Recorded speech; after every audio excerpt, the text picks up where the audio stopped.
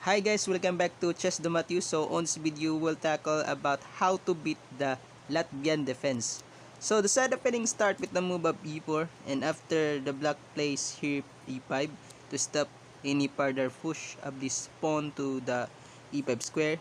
The white here normally plays knight f3 to develop his pieces and again vacating the square and also controlling the center and attacking this independent pawn on e5. But here on this position, the black here plays f5 and trying to sacrifice these pawns in a cost of, for example, a rapid development. So, for example, on this position, the white can actually grab the e5 pawn here or even this pawn on f5. But, for example, the white should here grab the e5 pawn so that, for example, after knight takes e5, we shall see in this position now that our knight here controls a lot of vital square against the black's camp.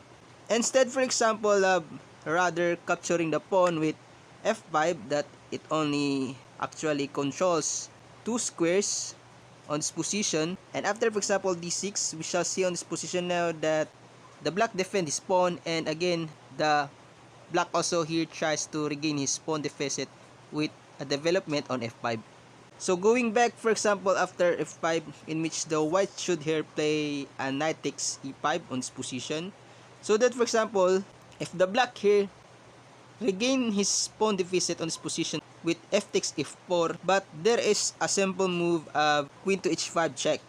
So going back, for example, after on move 3, for example, on this position, instead of capturing the f takes e4, the black here has another try, for example, after queen f6. The idea is, for example, after queen f6, it attacks now the knight and also defending his pawn.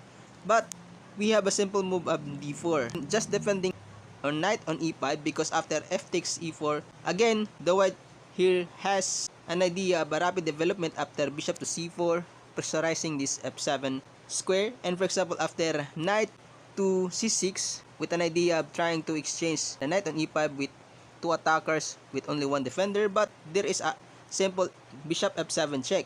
And after king to d8, again we have a simple bishop takes g8, and after rook takes, here comes now the bishop to g5 with a pin attack against the queen and the black king. And for example, if the black here was actually forced to capture that bishop, but there is a simple knight f7 check, a fork to the king and queen. And after king 7, there is knight takes g5, and we shall see in this position now that the white here has actually an extra queen on d1. And another third move here of black is to play the move knight to c6, trying to have some exchanges to the knight. But again, there is a simple queen h5 check, and after g6, covering the check against the queen, but there is a simple knight takes g6, because after h takes g6, it opens up the h file. And after the white here grabs the rook on h8, after queen takes h8, and after knight f6, trying to save his knight, but there's simple d3, defending first his pawn, because after king f7, there is simple knight to c3, again developing a piece and also trying to control the center. And after knight to d4, with an intention to have a fork on c2, but there's simple king to d1. And after d6, trying to develop his bishop on c8, but still there is a simple bishop to e3, attacking the independent pawn on d4. And after c5, defending, but there's simple knight to d5.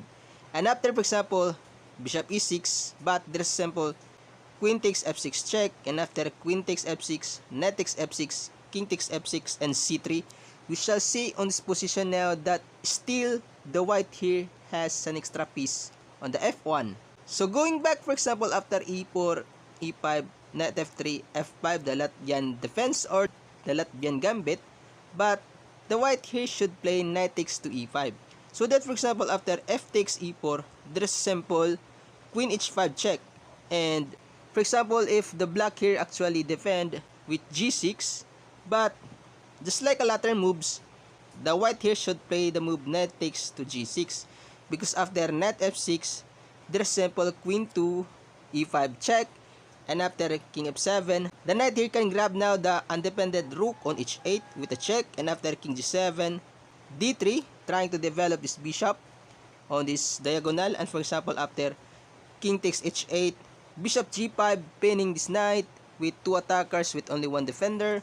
So after, for example, bishop to e7, reinforcing a defense, but there's simple knight to d2, attacking this pawn. And after, for example, knight to c6, attacking the queen, but the white can simply retreat his queen to c3 because after d5, here comes now the d takes e4. After d takes e4, the white here should castle on the queen side with an extra bishop on the f1 and with an active piece on the board. So after queen h5 check here, in which the g6 here is not actually giving some favorable position against the black's king. So after queen h5 check, the black here plays king to e7, but there's simple queen f7 check because the queen was actually defended by the knight. So the king was forced to play king to d6, but still there is knight to c3 controlling the center and actually developing a piece. And for example, after knight h6 attacking the queen, but there is a simple knight c4 check. And going back, for example, after knight h6, although the black here can try c6 on this position in which the king can actually have room to c7 square, but there's simple queen to f4 defending his knight, and again with an indirect attack to this diagonal because after king to c7, there's simple knight f7 check with an attack to the queen.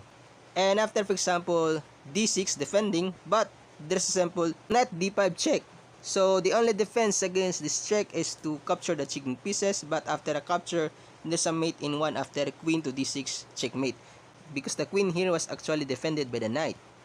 So going back after knight h6, in which the black here tries to attack the queen on the f7, but still there's simple knight c4 check. So we shall see on this position now that the only squares he can go for the black's king is the c5 and c6. So after the king moves to c5 square, but there's simple queen to d5 check.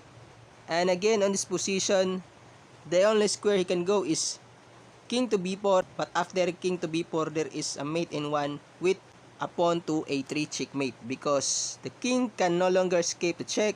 He cannot cover, he cannot escape. So it is already now a checkmate. So going back, for example, after e4, e5, knight f3, f5, the Latvian Gambit, in which the white here should play knight takes e5 because, for example, after f takes e4, there is simple queen h5 check. After king e7, there is queen f7 check, and after king d6, knight c3, and after knight h6, again there is a simple knight c4 check because after king to c5, there is queen d5 check, and after king to b4, in just 9 moves, the white here wins through a checkmate via a3 checkmate. So that's all. I hope you enjoyed this video, and please don't forget to subscribe.